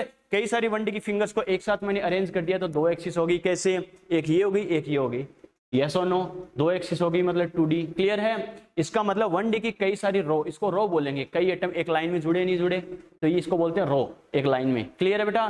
तो कई सारी रो को अरेंज कर दूं 1D की रो को, तो ये तो 2D का फॉर्मेशन होगा नहीं होगा, होगा, 2D का फॉर्मेशन होगा, तो इसे बोलेंगे क्या, प्लेन या सरफेस, यस और नो। अरे सरफेस का मतलब भी क्या होता है 2D के रेस्पेक्ट में, क्लियर है बेटा। इसका मतलब अब मैं क्या करूंगा, देखो इसका मतलब मेरी एक जो पाम है ये 2D को रिप्रेजेंट कर रही है, कर रही नहीं कर रही, और कई सारी पाम को मैं एक दूसरे के साथ अरेंज कर दूं बेटा, तो ये बताओ 3D का फॉर्मेशन होगा नहीं होगा, होगा बेटा, क्लियर। और भी समझने के लिए सबसे बेस्ट एग्जांपल जैसे अपन ले सकते हैं बेटा, एक रजिस्टर के एक पेज का, ठीक है, बुक का या रजिस्टर के एक पेज का, कैसे, हमें पता रजिस्टर के पेज में बेटा क्या होता है, ऐसे आप देख सकते हो कई सारी लाइंस होती है, यस और नो, होती नहीं होती, अरे होती नहीं होती, होती बेटा। हर लाइन को मैं क्या कर रहा हूँ 1D से डिनोट कर रहा हूँ, क्लियर। ये 1D की एक लाइन है, कई सारी लाइंस को सीक्वेंस में अरेंज करिए तो ये बताओ पूरे पेज का फॉर्मेशन होता नहीं होता, पूरा पेज क्या है 1D में है 2D में, 2D है, दो एक्सिस है बेटा, एक ये वाली है, एक ये वाली है, 2D हो गया। कई सारी पेज को एक दूसरे के ऊपर अरेंज करते जाए तो ये बताओ पूरे बुक या रजिस्टर की 3D स्ट्रक्चर का फॉर्मेशन होगा या नहीं होगा, होगा बेटा। इसमें 3 एक्सिस आ जाएगी, एक ये वाली लेंथ आ जाएगी, एक विड्थ आ जाएगी, तीसरी हाइट भी आ जाएगी बेटा 3D में, समझ में आ गया, क्लियर है। फॉर एग्जाम्पल जैसे ये आपको समझाने के लिए नया बॉक्स मंगाया बेटा, इसके अकॉर्डिंग समझते हैं, ठीक है। इसके अकॉर्डिंग अपन बात करें, अरे बॉक्स कैसा है, नया पुराना है, ये सब कॉन्सेप्ट समझो बेटा, इसको गौर से देख रहे हो, नया पुराना है कहने का मतलब क्या समझना है बच्चों, देखो मेरा कहने का मतलब क्या, जैसे बुक या रजिस्टर वाला ऐसे आप देख सकते हो, एक पेज क्या होता है ये तो आपको पता ही बेटा 2D में होता है, यस और नो होता है, तो उसकी हर लाइन को एक दूसरे के साथ अरेंज करिए पूरा पेज बन जाएगा 2D में। कई सारे पेज को अरेंज करिए तो बुक की ऐसी स्ट्रक्चर का फॉर्मेशन होगा नहीं होगा, होगा। जैसे मान लो ये पेज की लेंथ होगी, ये विड्थ होगी, दूसरी एक्सिस, पहली एक्सिस ये, दूसरी एक्सिस ये, और तीसरी एक्सिस हाइट हो जाएगी, यस और नो। तो वैसे क्या कहेंगे, तो मेरा कहने का मतलब क्या है, अब ये बताओ, अब मैं जो स्टेटमेंट बोल रहा हूँ इससे आप सेटिस्फाई हो क्या, एग्री हो क्या, क्या 1D की कई सारी रो को एक दूसरे के साथ अरेंज करेंगे तो 2D का फॉर्मेशन होगा। यस और नो, यस और नो, यस और नो, यस और नो। ठीक है, अब क्या करेंगे, 2D की कई सारी लेयर को, इसे लेयर बोलेंगे, 2D अगर बन गया तो वो लेयर हो गया, वो लाइन नहीं होगा बेटा। ठीक है, 2D की कई सारी रो को एक सरफेस को क्या करेंगे, 2D की कई सारी लेयर्स को क्या करेंगे, एक दूसरे के साथ अरेंज करेंगे तो 3D का फॉर्मेशन होगा। यस और नो, क्लियर है बेटा। तो सीक्वेंस से ध्यान रखना, 1D से 2D कैसे बनता है, 2D से 3D कैसे बनाएंगे। क्लियर है बेटा। इसका मतलब सबसे पहले बच्चों देखो, पैकिंग इन सॉलिड में अपन बात करें 1D packing. Okay, 1D packing, 1D packing कैसे होती है, क्या होती है, बात करते हैं बेटा। 1D पैकिंग नाम से पता चल रहा है क्या होगा, 1D में प्रेजेंट होंगे। 1D में इसका मतलब क्या होगा, हर एटम अपने आसपास के 2 एटम को टच करेगा। यस और नो, क्लियर है। हर एटम क्या करेगा, अपने आसपास के 2 एटम को टच करेगा। अगर हर एटम अपने आसपास के 2 एटम को टच करेगा तो ये बताओ एटम की एक स्ट्रेट लाइन का फॉर्मेशन होगा या नहीं होगा, होगा बच्चों। क्लियर है। कैसे, मान लो एक एटम है, दूसरा एटम ये है, तीसरा एटम ये है, चौथा एटम ये है, पांचवा एटम ये, ऐसे एटम के कई सारे एटम्स है बच्चों। क्लियर है। हर एटम क्या करेगा, आसपास के 2 एटम को टच करता है, तो ये बताओ बेटा 1D का फॉर्मेशन होगा या नहीं होगा, होगा बच्चों। क्लियर। इसको समझने के लिए अपन ऐसे भी बोल सकते हैं जैसे एक स्ट्रेट लाइन का फॉर्मेशन होगा। क्लियर है। ये जैसे इसके एटम्स है बच्चों। ठीक है, ये क्या हो गए, एटम्स है। और हर एटम ये बताओ अपने आसपास के कितने एटम को टच करता है बेटा, हर एटम अपने आसपास के कितने एटम को टच करेगा, 2 ही एटम को टच करेगा, क्योंकि हमें पता ओनली 1D है तो न तो इसके ऊपर नीचे एटम होगा न आगे पीछे होगा। यस और नो। तो हर एटम अपने आसपास के 2 एटम को टच करेगा, तो कोऑर्डिनेशन नंबर कितना होगा, 2 होगा बेटा। काम खत्म, इससे ज्यादा इसमें कुछ नहीं पूछेगा। इसमें एटम की ऐसे लाइन सी होती है जिसमें एक ही एक्सिस काम आती है। एक एक्सिस मतलब ओनली ए, 3 एक्सिस को अपन यहाँ पे ए, बी और सी से डिनोट करेंगे। यहाँ पर ओनली एक ही एक्सिस काम आती है, कौन सी, ए वाली। बस 1D में इतना सफिशिएंट है क्या, कि हर एटम क्या करता है, अपने आसपास के 2 एटम को टच करके एटम की एक स्ट्रेट लाइन का फॉर्मेशन करता है। यस और नो, क्लियर है बेटा। लिखो 1D packing, 1D packing. Number 1 1D packing लिखो। Each atom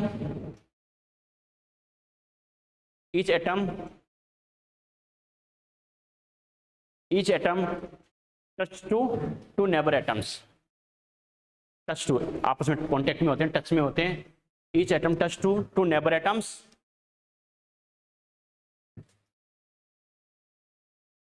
each atom touch to neighbor atoms. So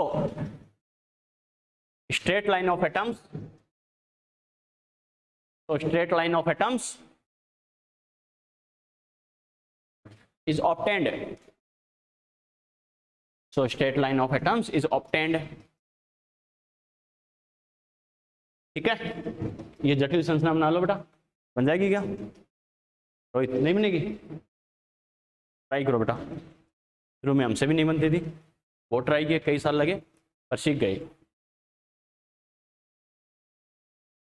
कई सारी ऑनलाइन क्लास ली, ऑनलाइन क्लास में नहीं सीख पाए, फिर ऑफलाइन क्लासेस ली, कब जाएगा।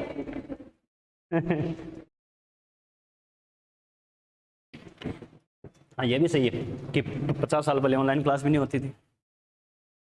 वैसे हम लेटर से पढ़ते थे सर से, सर को फिर सर उसका सॉल्यूशन भेजते थे, 6 महीने बाद लेटर आता था, हम सर को डाउट्स भेजते थे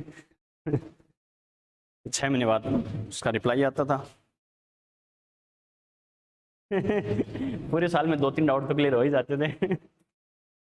फिर हमने स्टार्ट किया कबूतर पालना, तो 1-1 महीने में काम हो जाता था, फिर साल में 10-12 डाउट क्लियर हो जाते थे।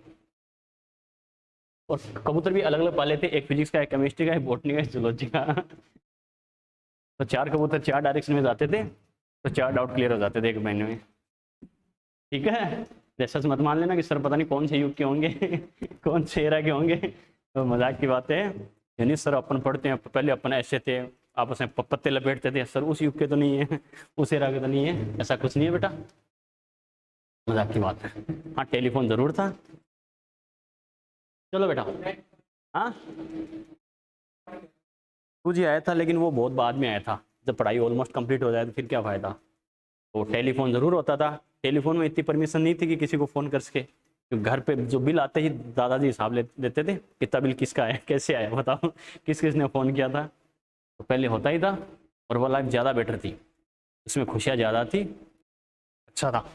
चलो चलो बेटा बात करते हैं, ये तो हुआ 1D पैकिंग। अब बात करते हैं 2D पैकिंग की, बात करते हैं।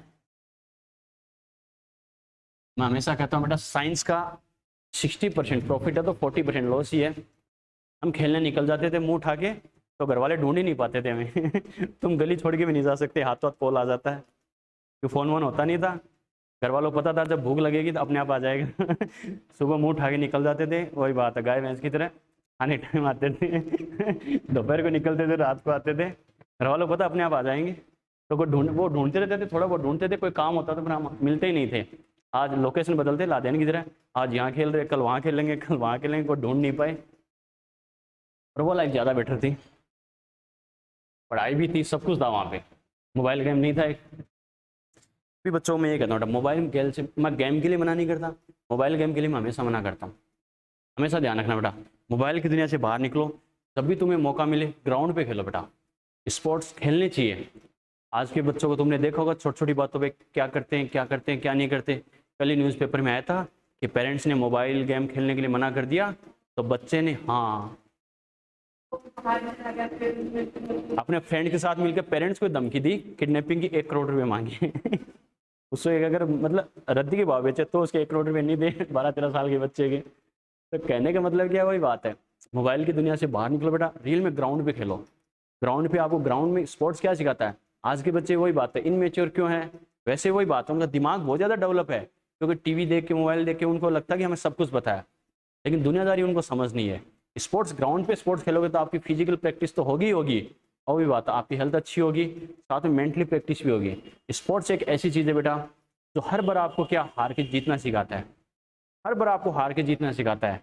हम चाहे वही बात है, जब नीट की प्रिपरेशन करते थे, चाहे रिजल्ट कैसा भी हो, टेस्ट का रिजल्ट कैसा भी हो, वही बात है, हम जो स्कोर अच्छा होता तब भी हमारी बॉडी लैंग्वेज वैसी थी, और जब स्कोर बहुत खराब होता था तो भी वैसी होती थी। इवन दैट मेन एग्जाम के टाइम में भी घबराना नहीं होता था, क्योंकि वही बात है खेल खेल के, या फिर सबकी कंडीशंस अलग अलग होती है। पहले जैसे कल्चर अलग था, पहले लाड प्यार कम था, थप्पड़ मुक्की ज़्यादा थे, ठीक है।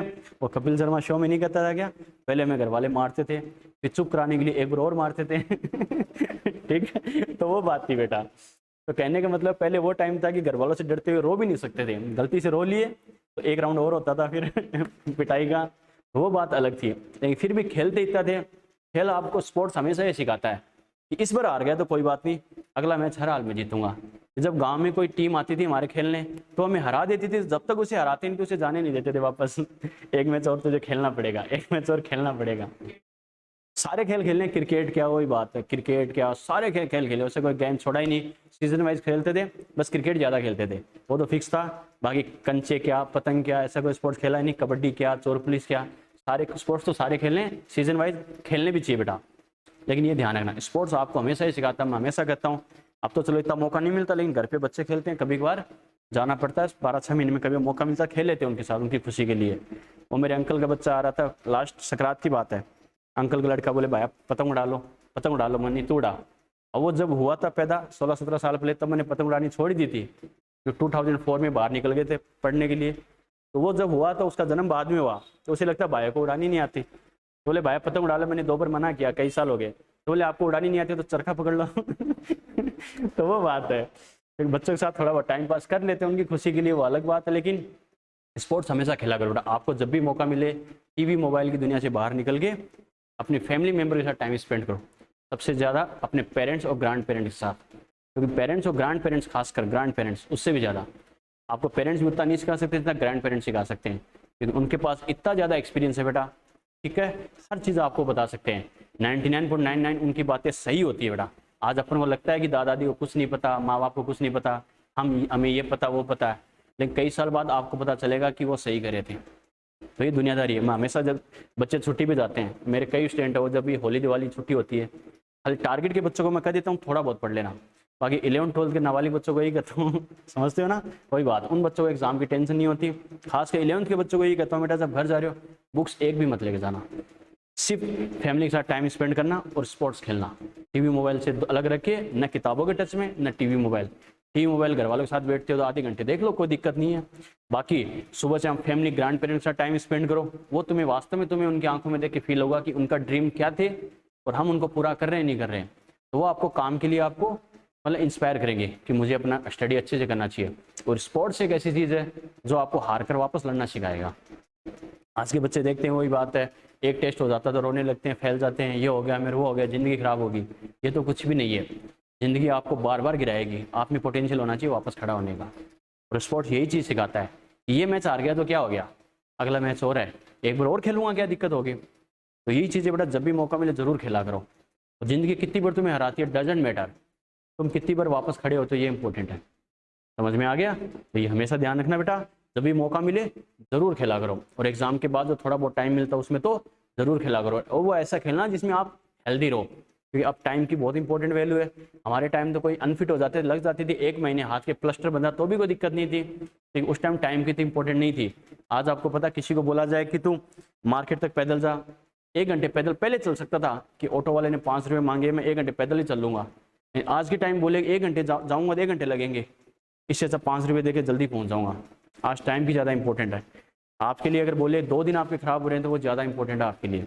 ऐसा भी खेल मत खेलना कि तुम उसको उठा के पटक दो, वो तुम्हें उठा के पटक दे, ठीक है, दोनों की वही बात है, 1 महीने तक बेड रेस्ट पे हो, ठीक है। ऐसा खेल जरूर खेला करो जिससे तुम फिट भी रहो और तुम्हें कम से कम कुछ सीखने को भी मिले। तो ये ध्यान रखना, मोबाइल इसकी दुनिया से बाहर निकलो। खासकर मोबाइल ने तो ज़िंदगी खराब कर दी है। अपने इंडिया में साइंटिस्ट क्यों नहीं होते कि लोगों को कुछ सपने ही नहीं है, और मोबाइल ने तो सपने और भी खत्म कर दिए। ये देखा होगा तुम लोगों ने, जिस सबने सब कुछ खत्म कर दिया। जिसने वही बात है, जिसने टिकटॉक बनाया था उसने खुद बोला कि मैंने तो ऐसे टाइम पास के लिए बनाया था, लेकिन मुझे क्या पता इंडिया में इतने फालतू है क्या, इंडिया में इतने सबसे ज़्यादा उसके यूज़र इंडिया में थे। तो बोले मुझे पता ही नहीं था इंडिया में इतने फालतू लोग बैठे हैं क्या। यार 70 करोड़ मायने रखते हैं इंडिया में। ये कोई सब इन चीज़ों से बाहर निकलो बेटा, ठीक है। इंजॉयमेंट होता है लेकिन हर चीज़ की एक लिमिट होती है। मुझे रियल में मैं ज़िंदगी में क्या हूँ, और जो इन चीज़ों को समझ आता है ना, वही तो सबसे अलग होता है। बाकी 90% 95% तो आपको पता दुनियादारी की भीड़ है, भेड़ चाल है, कोई क्या करेगा कोई क्या करेगा, ये सब ऐसे चलता रहेगा। लेकिन तुम्हें कम से कम वही बात है, पहले खुद डिफरेंट बनो, फिर डिफरेंस क्रिएट होगा। बात समझ में आ रही है क्या? अगर 50 लोग मोबाइल लेके बैठे हैं, अपना इंडिया आज वही बात है, पीछे क्यों है कि लोगों के कुछ सपने ही नहीं है। लोगों के सपने नहीं है, बस ठीक है, मुझे मोबाइल चाहिए, बाइक चाहिए, ये चाहिए, वो चाहिए, इसके अलावा सपने नहीं है। लेकिन ये एज तो ऐसी होती है जिसमें सपने होते हैं, नींद नहीं आती इसे इसमें कि मुझे क्या करना चाहिए, क्या। बोले सर हमें भी नहीं आती, रात को 2-2 3-3 बजे तक मोबाइल गेम खेलते हैं तो नींद नहीं आती। वो नींद नहीं बेटा, अपने ड्रीम्स के लिए कि इस एज में मुझे क्या बनना है, क्या करना चाहिए, मैं अपनी फैमिली के लिए ये करूँगा, मेरे लिए ये करूँगा, मेरे पास ये होना चाहिए, मेरे पास वो होना चाहिए। और वो सब करने के लिए कई साल हार्डवर्क करना पड़ता है। बात समझ में आ रही है क्या? तो रियलिटी में आओ बेटा, अपने ड्रीम जरूर देखो। अब्दुल कलाम ने को ड्रीम नहीं देखे होते तो शायद वो इतने बड़े बन भी नहीं पाते। कुछ बनने के लिए पहले ड्रीम देखना जरूरी है। सचिन तेंदुलकर ने अगर ड्रीम नहीं देखा होता कि मुझे ये बनना है तो शायद बन भी नहीं पाते। आ गया समझ में? शाहरुख खान ने को ड्रीम नहीं देखा होता मुझे ये बनना है तो शायद कुछ बन ही नहीं पाते। सबसे पहले ड्रीम जरूर देखना, लेकिन उसको पूरा करने के लिए आप में पोटेंशियल भी उतना ही होना चाहिए। ये नहीं सर ड्रीम तो रोज देखते हैं, कल कुछ और देखा था, आज कुछ और देख रहे हैं, लेकिन ये ध्यान रखना ऐसा ड्रीम देखो जो रियल में आपको किसी लेवल पे लेके जा सके। आपके पास कितने बाइक थे, कितनी बाइक है, कितनी गाड़ी है, कितने मोबाइल है, ये कोई नहीं पूछेगा, ये कोई नहीं पूछता। लेकिन आप क्या हो, आपका स्टैंडर्ड क्या है। आज धोनी के पास, सचिन के पास, शाहरुख खान के पास, अमिताभ के पास बंगले गाड़ियाँ लाइन से ढेरों है, तो ये पूछता है कि आपके पास कितनी गाड़ी है, कितने बंगले, स्टैंडर्ड क्या आपका, मैं ये हूँ। समझ में आ रही है क्या? बस ये ध्यान रखना, लाइफ में कुछ ऐसा करो बेटा तो दुनिया तुम्हें वास्तव में याद रखे। अच्छा काम भी करना चाहिए, खुद भी हाइट पे जाओ। तुम अपना नाम कमा लोगे तो परिवार का नाम अपने आप हो जाएगा। अरे सचिन ने ये थोड़ी था कि अपने करियर के लिए अलग से किया, फिर देश के लिए अलग से किया, उसने अपने लिए किया, देश का नाम अपने आप हो गया। सीधी सी बात है। अभी जो ओलंपिक में कल मेडल मिला है, ठीक है, देश का नाम अपने आप हो जाता। तुम अपना नाम करके, वो लड़की ने मान लो, ठीक है, अच्छी बात, देश का नाम हुआ, उसने पहले अपने लिए ड्रीम पाला कि मुझे ये करना है, खुद के लिए ड्रीम देखा, खुद का ड्रीम पूरा किया, देश का नाम अपने आप हो गया। हुआ नहीं हुआ? तो फैमिली और कंट्री हम पे डिपेंडेंट है बेटा, वही बात है। हम अपनी फैमिली और कंट्री पे डिपेंडेंट है, कंट्री फैमिली हम पे डिपेंड है। अब्दुल कलाम ने, सचिन तेंदुलकर ने, कोई बात, सब अपने लिए खेले।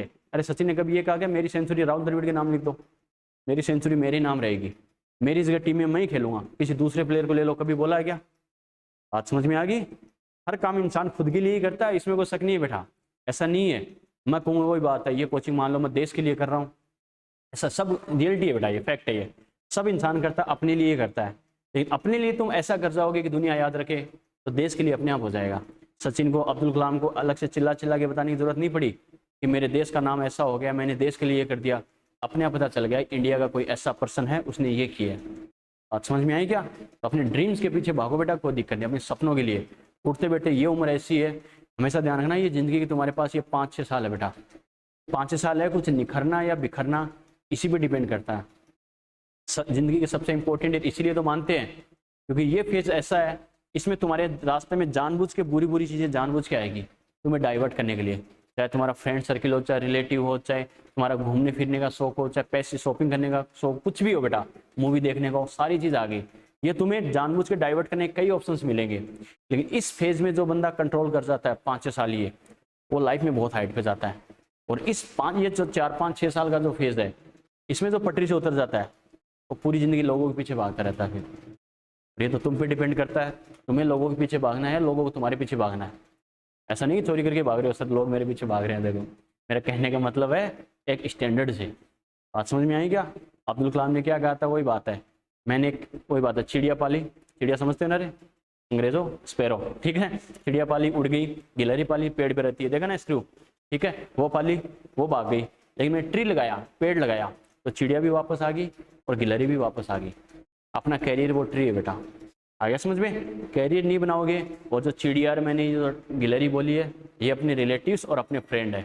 माँ बाप तो कहीं नहीं जाएंगे, उनको तो हमें झेलना ही पड़ेगा। वही बात है, वो हमें पूरी जिंदगी झेलेंगे क्योंकि उन्होंने हमें पैदा किया, तो उनका फर्ज बनता है। कुछ भी मान लो, उनको झेलना ही पड़ेगा। अपन कुछ बन गए तो भी वो साथ रहेंगे, हमें साथ रखेंगे, नहीं बने तो भी वो साथ रखेंगे, चाहे उनको फर्ज मान लो, कुछ भी मान लो। लेकिन रिलेटिव्स, फ्रेंड्स, वो गिलहरी चिड़िया है बेटा। अगर कैरियर का ट्री लगा लोगे तो तुम्हारा फ्रेंड सर्किल, तुम्हारे रिलेटिव अपने आप तुम्हारे पीछे आएंगे। कैरियर नहीं बना पाए तो सब तुमसे दूर भागेंगे, तुम्हारा फ़ोन तक अटेंड नहीं करेंगे, मिलना दूर की बात है। और ये फैक्ट है। तो ये 2-4-5 साल का टाइम है, सिर्फ अपने कैरियर को टाइम दो बेटा इन चीज़ों के लिए। अपने कैरियर के लिए खुद को, मतलब वही बात है, बॉइल कर दो, सब चीज़ें साइड कर दो। ये 2-4-5 साल मेरी ज़िंदगी के दोबारा नहीं आएंगे, ये ध्यान रखना। ये 2-4 साल ऐसे हैं कि मेरी खुद की आइडेंटिटी होगी कि मैं ये हूँ, मैं ये हूँ। बाकी तो दुनियादारी के पीछे वही बात है, भागते रहना ही है। डाइवर्ट होने के तुम्हें कई सारे ऑप्शंस मिलेंगे, लेकिन खुद को पता होना चाहिए मेरे लिए क्या सही है, मेरे लिए क्या गलत है। बात समझ में आ गई क्या? और जो बच्चा उठते बैठते अपने पेरेंट्स को याद रखता है, उसे कभी मंदिर मस्जिद में फालतू वही बात टाइम पास करने की जरूरत ही नहीं है। मंदिर मस्जिद ठीक है, जाओ, मैं खुद नहीं कहता वहाँ पड़े रहो, जाओ थोड़ी देर के लिए, इसलिए कि कोई नेचुरल पावर है, मैं सही हूँ तो वो संभाल लेगा। बात समझ में आई क्या? ये नहीं पूरे दिन वही बात है मंदिर मस्जिद में लगे पड़े हैं। मंदिर मस्जिद सिलेक्शन करवाता तो आपकी क्लास भी किसी मंदिर मस्जिद में लगा लेते, आपको हॉस्टल में नहीं आ रहा कि मंदिर मस्जिद में रखवा देते कि दरी बिछा लो यहाँ पड़े रहो। मंदिर मस्जिद सिलेक्शन नहीं करवाता। ईमानदारी से काम करोगे, ऊपर वाला हर जगह है, यहाँ है, वहाँ है, रोड पे भी है। आ गया समझ में? तो ईमानदारी से काम करोगे तो तुम्हें क्लासरूम में अंदर बैठे हुए कोई देख लेगा। अपने माँ बाप को याद रखना बेटा, वो तुम्हें कभी भी गलत रास्ते पे जाने नहीं देंगे कि मुझे उनके लिए कुछ करना है। उन्होंने मुझे पैदा किया है, मुझे इतनी अच्छी ज़िंदगी दी है, 15-20 साल तक मेरे लिए ये सब किया है, तो मेरा फर्ज बनता है आगे की ज़िंदगी में मैं उनके लिए कुछ करूँ, ठीक है। और वो कब करोगे? तो कुछ करने लायक हो जाओगे। आ गया समझ में? जब तक सेल्फ डिपेंड ना बनोगे बेटा, अगर खुद ही तुम उन पर डिपेंड हो तो उनके लिए क्या करोगे? बात समझ में आ गई क्या? तो मस्त रहो। ये जो तुम्हारा बेटा ये साल तुम्हें जो मिल रहा है, इस साल में ऐसा जी जान लगा दो बेटा कि ज़िंदगी में कभी खुद पर हमें मुझे रिग्रेट ना हो, मैं ये करता ये हो जाता, वो करता वो हो जाता। हमेशा प्राउड के साथ कैसे, मैंने ये किया था इसलिए मैं यहाँ हूँ। समझ में आ गया? और इंटेलिजेंसी, IQ ये सब धरे रह जाते हैं बेटा, ठीक है। अगर इंटेलिजेंसी IQ से सब कुछ होता, ये तो स्टार्टिंग के 5-10 साल में पता चल ही जाता है किसका IQ कितना, किसका IQ कितना है, होता नहीं होता। अगर इंटेलिजेंसी IQ सब कुछ होता तो घर वाले नॉर्मल एवरेज बच्चे को पढ़ाते नहीं। इंटेलिजेंसी IQ धरा रह जाता है। हमारा हार्डवर्क क्या है ये डिसाइड करता है तुम कहाँ तक जाओगे। इंटेलिजेंसी IQ प्लस पॉइंट है मेरे लिए, ऐसा नहीं मुझे एक्स्ट्रा कुछ नहीं मिलेगा तो मैं कर नहीं पाऊंगा। एवरेज IQ वाले बच्चे भी सक्सेस होते हैं। उनका हार्डवर्क क्या करता है, मैंने नीचे कोट भी लिख रखे हैं, देखा होगा, और सब आप लोगों के लिए। Hard work beat to talent, hard work आपके टैलेंट को बीट कर सकता है। हेयर एंड टोटोर्स वाली बात है, तो बचपन में पढ़ी होगी बुक्स में बेटा। अरे जो रेस का जो रनिंग की कैपेसिटी किस में ज़्यादा थी, टोटोज में या वही बात हेयर में? हेयर में ज़्यादा थी। लेकिन फिर भी वही बात है, जो टोटोज है उसकी कंसिस्टेंसी, हार्डवर्क उसे विनर बना देती है बेटा। लाइफ का यही रूल है, ध्यान रखना। बुजुर्गों ने जो कहानियाँ बनाई है, जो डायलॉग्स बनाए हैं, वो दुनियादारी को देखकर बनाए हैं, ना कि वही बात है ऐसे फालतू बना दिए। हर चीज़ में कहीं ना कहीं साइंस है, दुनियादारी से जुड़ी हुई बातें बेटा, तो ये ध्यान रखो। खुद को ऐसे हाइट पे लेके जाओ, उसके लिए तुम्हारा सेल्फ कंट्रोल सबसे इंपॉर्टेंट होता है। मैंने कहा बिगड़ने के बहुत से रास्ते मिलेंगे। दुनिया एक गार्डन होती है बेटा, उसमें हमें फ्लोर भी मिलेंगे, थ्रोन भी मिलेंगे, फूल भी मिलेंगे, कांटे भी मिलेंगे। हम पे डिपेंड करता है हमें किसको चूज करना है। ऐसा नहीं अब जानबूझ के हम कांटों में हाथ डालेंगे, हमें लगेगा ही लगेगा। बात समझ में आई क्या? वो चीज़ करो जो तुम्हारे लिए बेटर है, तुम्हारे लिए, तुम्हारी फैमिली के लिए बेटर है। मेरे फ्रेंड्स को क्या चाहिए, रिलेटिव को क्या चाहिए, मुझे मतलब नहीं है। आया समझ में? ना वो मेरे काम आएंगे ना आएंगे, ये फैक्ट है बेटा। ये मेरे काम आएगा मेरा कैरियर, मेरी फैमिली। बस मेरे पेरेंट्स के लिए क्या सही है और मेरे कैरियर के लिए क्या सही है, वो इंपॉर्टेंट है। ठीक है? फ्रेंड्स को खुश करने के चक्कर में तुम 2 दिन पार्टी कर रहे हो, रिलेटिव को खुश करने के चक्कर में 5-7 दिन उनकी शादी में काम कर रहे हो, कभी नागिन डांस कर रहे हो, कभी खुशियाँ जचा रहे हो, कभी टेंट बांध रहे हो, कभी पोल पे लगा के होर्डिंग लटका रहे हो। वो 10 साल बाद ये नहीं कहेंगे इसने मेरी शादी में कितना अच्छा नागिन डांस किया था, पर से उठ ही नहीं रहा था, फैला ही पड़ा था। कोई नहीं कहेगा। बात समझ में आई क्या? 10 साल बाद ये कहेंगे तुम क्या हो, तुम डॉक्टर बने, डॉक्टर इंजीनियर बने या नहीं बने। और कुछ नहीं, कोई काम नहीं आएगा बेटा, ना फ्रेंड सर्किल काम आएगा। सब कहने की बात है। अच्छी फ्रेंडशिप, रियल फ्रेंडशिप, वो पहले की बात है। वो हमारे टाइम, हमारा लास्ट जनरेशन था जो फ्रेंडशिप का मीनिंग समझता था। आज का टाइम है यूज एंड थ्रो। बात समझ में आई क्या? लोग अपने माँ बाप के नहीं होते, तुम्हारे कैसे होंगे? बात समझ में आ रही है क्या? तो 1 लाख में एक केस है तो ऐसा होता है जो रियल में हमसे अटैच होता है, वास्तव में जो हमारे लिए साथ फेयर होता है। ये ध्यान रखना, चाहे लड़का हो चाहे लड़की। बाकी सब यूज एंड थ्रो दुनियादारी है बेटा, ये ध्यान रखना। इन चीज़ों से बच के रहना। चाहे लड़का हो चाहे लड़की, कोई काम नहीं आता। दुनियादारी बहुत मिलेगी, और मैं हमेशा कहता हूँ जो चीज़ ज़िंदगी में दोबारा मिल सकती है उसके लिए न कभी दुख होना चाहिए, न कभी टाइम एनर्जी वेस्ट होनी चाहिए। अरे लॉकडाउन में हमें कितने पैसों का नुकसान हुआ सब जानते हैं। जो प्राइवेट टीचर्स है उनका सबसे ज़्यादा लॉस हुआ है, फिर भी 1% भी दुख नहीं है। तो ज़िंदगी में जो चीज़ दोबारा आ सकती है उनका दुख कैसा? बात समझ में आ गई क्या? पैसा ज़िंदगी में दोबारा आ सकता है, दुख किस चीज़ का है? दुख उस चीज़ का होता है जो दोबारा नहीं आएगा। फ्रेंड तुम्हें और मिल सकते हैं लेकिन टाइम दोबारा नहीं मिलेगा। ही समझ में आ गया? तो टाइम की वैल्यू समझो, इसकी टेंशन लो कि टाइम निकल गया मेरे पास, दोबारा नहीं आएगा। आप कहोगे सर मुझे तो अभी कई साल जीना, टाइम पड़ा है ना। टाइम पड़ा है, टाइम पड़ा है, लेकिन ये जो टाइम है सबसे इंपॉर्टेंट है। कैरियर बनाने का टाइम दोबारा नहीं आएगा। तो छोटी छोटी चीज़ों का थोड़ा सा ध्यान रखना बेटा, अपने कैरियर के लिए फोकस रहना। आया समझ में? जल्दी आपका टेस्ट भी अरेंज करवाएंगे बेटा, कोई दिक्कत नहीं है। साथ साथ पढ़ते रहना। यानी टेस्ट वाले दिन सर मैंने ये नहीं पढ़ा था, वो नहीं पढ़ा था, हो सकता है अगले संडे को टेस्ट भी अरेंज करवाऊँ, मैं अनाउंस कर दूंगा। लेकिन मेंटली प्रिपेयर रहना, जहाँ तक हो जाए चैप्टर, टेस्ट के लिए प्रिपेयर रहना बेटा। बात समझ में आ गई? यस और नो? यस और नो? ठीक है बेटा, अपनी तरफ से जी जान लगा दो बेटा। कोई प्रॉब्लम हो बता दिया करो, बस तुम जी जान लगा दो, जितना कर सकते हो अपनी तरफ से लगे रहो। दिमाग में ये डाइवर्जन आना ही नहीं चाहिए, मैं क्या करूँ क्या नहीं करूँ। बस मुझे पढ़ना है तो पढ़ना है, पढ़ना है तो पढ़ना। ये बुक्स ऐसी चीज़ें मुझे कहाँ से कहाँ लेके जाएगी। ठीक है? वो कहते हैं ना, वही बात है जो इसमें विवेकानंद ने क्या कहा है, एजुकेशन वो शेरनी का दूध है, जो पिएगा वो दाढ़ेगा। समझ रहे हो ना? दाढ़ना, रोर करना, समझ रहे हो क्या? वो शेरनी का दूध है, जो पिएगा वो दाढ़ेगा, जो पढ़ेगा वो दुनिया को दिखाएगा मैं क्या हूँ। एजुकेशन वो चीज़ है। एजुकेशन तुम्हें कहाँ से कहाँ लेके आ सकती है। अरे एजुकेशन तो अम्बेडकर को कहाँ से कहाँ पहुँचा दिया, जिसकी हिस्ट्री, उनके जितना टॉर्चर तो कोई हुआ ही नहीं था बेचारा। जिसको बाकी 100 बच्चे बैठ के पढ़ रहे, उनको क्लासरूम में एंटर होने की इजाज़त नहीं थी, और वो कहाँ से कहाँ थी, वर्ल्ड में सबसे ज़्यादा डिग्री उनके पास थी। एजुकेशन ने उस लड़के को कहाँ से कहाँ पहुँचा दिया, जिसको लोगों के सामने खड़े होने की मतलब इजाज़त नहीं थी। वो तो थे कि उनकी सोच थी लोगों की जो गलत थी, ऐसा नहीं होता। लेकिन क्लासरूम में एंटर होना, अलग बैठ के पढ़ना, यहाँ क्लास चल रही है तो वो बाहर नीचे बैठ के पढ़ेंगे, उनकी ये हालत करती थी। लेकिन पढ़ते रहे, पढ़ते रहे। उन्हें पता था ये ऐसा हथियार है, ऐसा विपन है कि दुनिया के सामने मैं खुद को पावरफुल प्रूफ कर सकता हूँ। और वही अम्बेडकर सब सैल्यूट करते थे, बाद में कुछ बन गए तब। समझ में आ गया? एजुकेशन वो चीज़ है, तुम्हारी कोई वैल्यू नहीं है, तुम्हें वैल्यूबल बना देगी ये चीज़।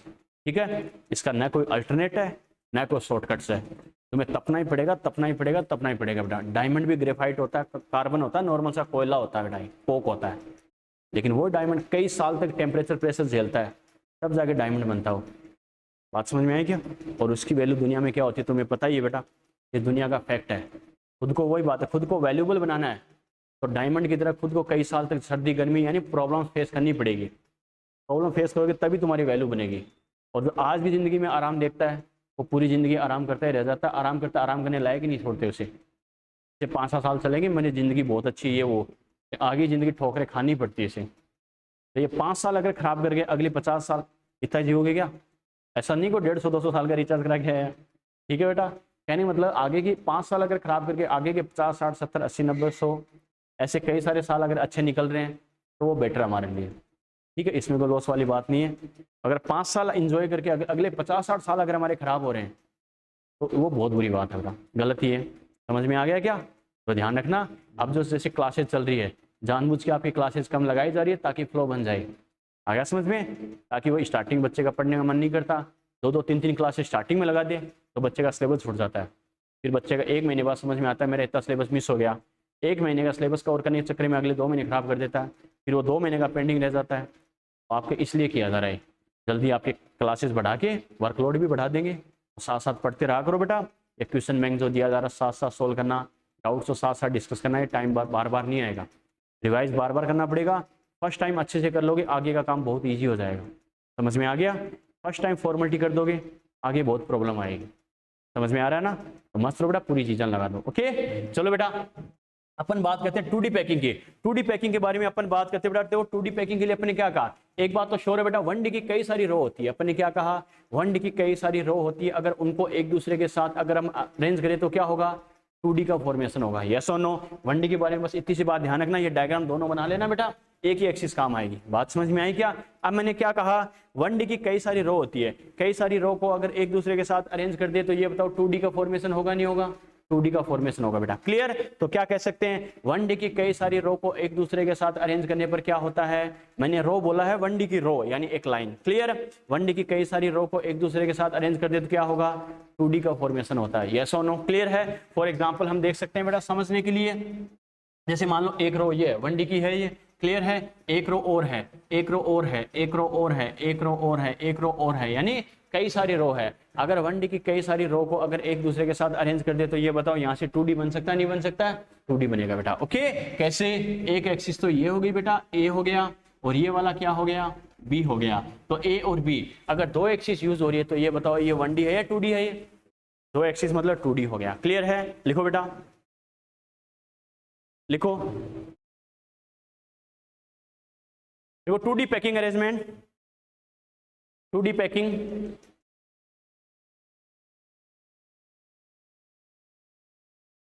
2D packing arrangement is formed by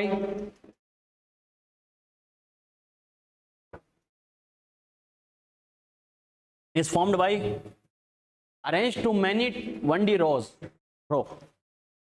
arranged to many 1D rows with each other.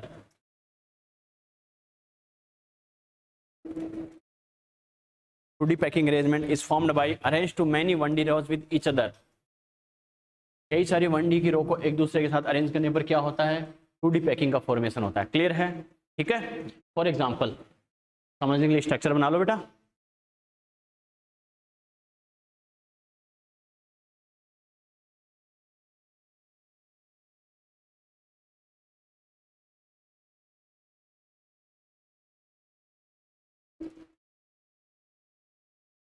तो सिंपल सी बात है, कई सारी क्या करेंगे 1D की रो को एक दूसरे के साथ अरेंज करें तो क्या होगा, 2D पैकिंग का फॉर्मेशन होगा। क्लियर है? चलो बेटा देखो एक काम करना, 2D पैकिंग एक्चुअल में क्या होती है, 2 टाइप की अपन पढ़ेंगे, एक तो पढ़ेंगे स्क्वायर 2D, एक पढ़ेंगे हेक्सागोनल 2D। ठीक है, थोड़ा सा टाइम कंज्यूमिंग है, समझने वाला पोर्शन है, तो नेक्स्ट लेक्चर में उसे अच्छे से डिटेल से समझ के हमें करना है। क्लियर है? यहाँ तक अच्छे से रिवाइज करके आना और डेंसिटी तक के सारे कॉन्सेप्ट सारे क्वेश्चन क्लियर कर लेना बेटा, कोई डाउट हो पूछ लेना। ओके ठीक।